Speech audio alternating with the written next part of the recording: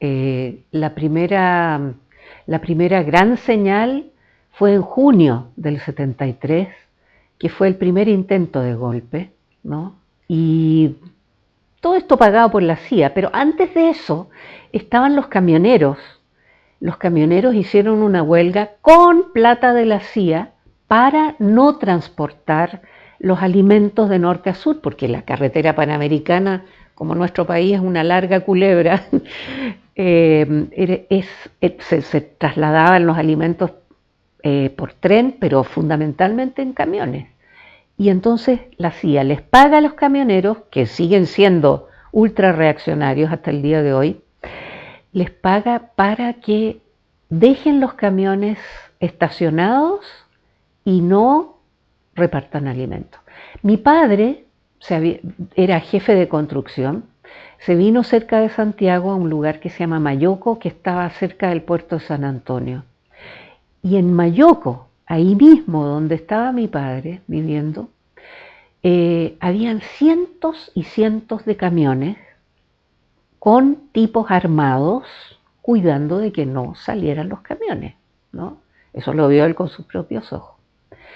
Entonces, cuando llega junio y es el tanquetazo, le llamaron, en la Alameda estaban construyendo el metro, ¿eh? Entonces habían gigantescos huecos, ¿no?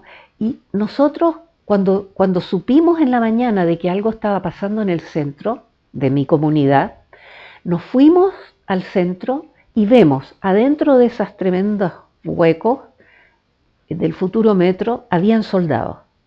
Al otro lado del metro, del hueco habían otros soldados y se disparaban unos a otros, ¿eh?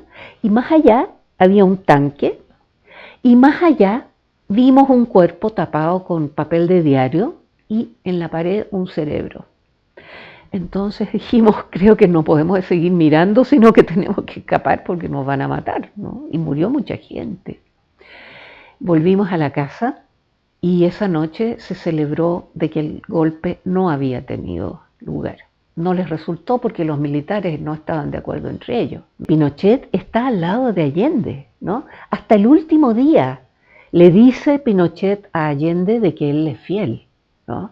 De que él no va a traicionar y que está de su parte, ¿no? Y Carlos Prat es un general al que él era un convencido, ¿no? Era un hombre justo en términos de decir, aquí hay un presidente, puedo estar de acuerdo o no estar de acuerdo, pero yo respeto la Constitución. Y eso significa que yo no voy a hacer un golpe, ¿no? No voy a apoyar el golpe. Y entonces, cuando llega el 11 de septiembre, a Pinochet lo eligen en ese momento, ¿eh? Que él sea el jefe de las Fuerzas Armadas, ¿no? Había ahí, las cosas no estaban claras, ¿no? No fue que semanas antes ya estaban elegidos los 4 que iban a ser parte de la Junta, ¿no?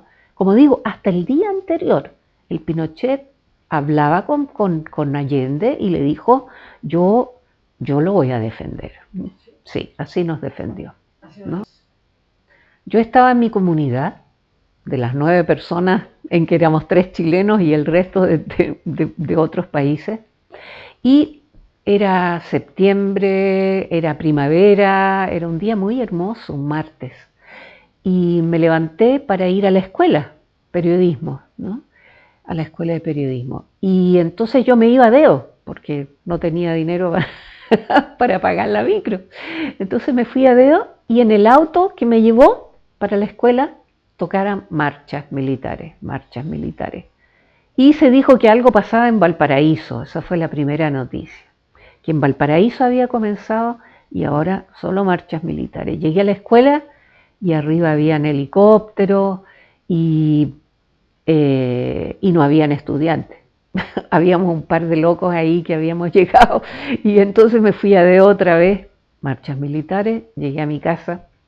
Desperté a los que todavía no estaban despiertos, era antes de las 9 de la mañana, y encendimos la radio y escuchamos a Allende. y escuchábamos ruidos espantosos, de aviones, de disparos, y era la última radio que no se la habían tomado los militares y que no, o que no la habían volado, porque estaban dinamitando donde estaban las antenas, ¿no? Y era la radio Magallanes. Y ahí Allende dio su último discurso y nosotros no entendimos nada. No entendimos porque él se estaba despidiendo y se despedía de una manera tan ya de otro mundo, ¿eh? De otro mundo. Él sabía que iba a morir, pero nosotros no entendíamos porque, bueno, y cuando dice y los traidores de la patria y habla de los cuatro y habla de los trabajadores y habla de las mujeres y habla de este proyecto y dice y que en algún momento va a llegar, él sueña de que va a llegar el momento en que el hombre libre va a caminar otra vez por la Alameda, ¿no? Y nosotros, pero ¿de qué está hablando? ¿De qué está hablando? ¿No? Y entonces nos fuimos, terminó y dijo, estas son mis últimas palabras y se despidió. Y, y nos fuimos y dijimos, tenemos que ir a mirar qué pasa, ¿no? Y vamos caminando, nosotros vivíamos en Ñuñoa, la calle Julio Prado. Nos fuimos caminando por Irarrázaval y nos encontramos en el balcón de un edificio a una de las compañeras mías del coro. Y me dice, me grita desde arriba, Isabel, mi papá trabaja cerca de la Moneda, que es el edificio de gobierno, y dijo que a las 11 van a bombardear la Moneda, porque avisaron, ¿no? Y yo, pero no puede ser. Y no sé, serían las 10:30 de la mañana, una cosa así. Y seguimos caminando hasta la calle Vicuña Maquena, que es donde era uno de los cordones industriales, se les llamó. Y veíamos a los trabajadores con sus cascos parados en las fábricas, sin nada, con las manos vacías, ¿no? No estaban armados, como dijeron después. Entonces, fue muy terrible porque fuimos a conversar con ellos y dijeron, nosotros nos vamos a quedar aquí, pase lo que pase, vamos a defender la fábrica. Y en ese momento, bueno, vemos, y toda la gente estaba ahí, y entonces vemos que pasan los dos aviones, los Hawker Anta, arriba de nuestras cabezas, en dirección al centro, y la Moneda estaría, no sé, no sé a cuántos kilómetros, pero el centro estaba allá. Y de repente vemos así, sentimos un ruido y vemos un humo negro que sube así, ¿no? Y nos quedamos todos mudos, ¿no? Nos quedamos todos, éramos, no sé cuántos seríamos, pero éramos muchos, que estábamos en la calle así mirando mudos y pensando, bueno, ¿qué va a pasar ahora? ¿No? ¿Qué pasa ahora? ¿No? Y la gente corría del centro, corría, pasaban con micros, camiones, a pie, como fuera, corriendo, todos escapando del centro. Y de a poco vimos que había militares que tenían a la gente en el suelo, otros que los tenían contra la pared, y nosotros echamos a correr y escuchamos, teníamos las radios transistores, ¿no? Y dijeron, el toque de queda va a comenzar a las 3 de la tarde, creo. Y después, como vieron que la gente no iba a alcanzar a llegar a sus casas, entonces lo atrasaron un poco más. Y nos fuimos así, pero pegándonos a las paredes, ¿no? Éramos varios de nuestra comunidad. Y cuando llegamos, fue un sentimiento así de... Ahí se me borra un poco la película de esos días, porque fue tan traumático todo que no... Era un sentimiento así de, ahora tenemos que quedarnos encerrados, no sabemos cuánto tiempo, y fueron como 2 o 3 días. Y lo único que teníamos era harina tostada, azúcar y miedo, pues. Y no sabíamos cuánta gente se había escondido en la casa tampoco, no sabíamos. Y en la noche escuchamos, no sé si esa misma noche empezó ya la radio Moscú, la radio Magallanes, a transmitir desde Moscú. ¿Ah?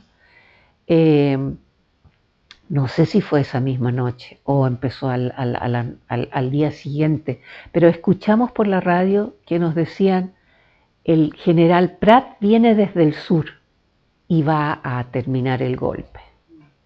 Nosotros con esa esperanza, ¿no? O eran rumores, estaba todo lleno de rumores, ¿no?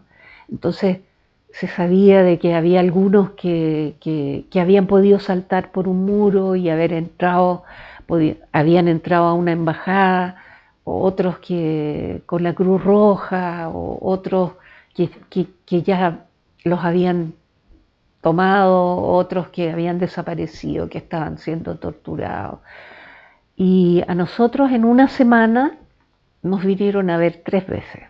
En una de esas, uno, el que fue mi compañero en ese momento, sacamos bolsas de libros prohibidos y arriba pusimos verduras. Y entonces íbamos caminando así inocentemente, yo con mi falda hippie todavía, ¿no? Llenita de flores, larga. Y los hombres se estaban cortando las barbas. Y entonces nos pillan en la calle, nos pilla una patrulla y nos dicen, uy, primero las bolsas, contra la pared, las bolsas, ya, verduritas, libros, libros prohibidos que los queríamos salvar. Y entonces nos llevan por la mitad de la calle y ya, y la patrulla detrás, armada delante de todos los vecinos, bien por la mitad de la calle, para que todos nos vieran. Claro, nosotros estábamos muy marcados, pues éramos de todas las nacionalidades, ¿no? Y y nos quemaron todos los libros, todo lo que pudieron quemar, pero no nos llevaron. Tuvimos suerte que no nos llevaron.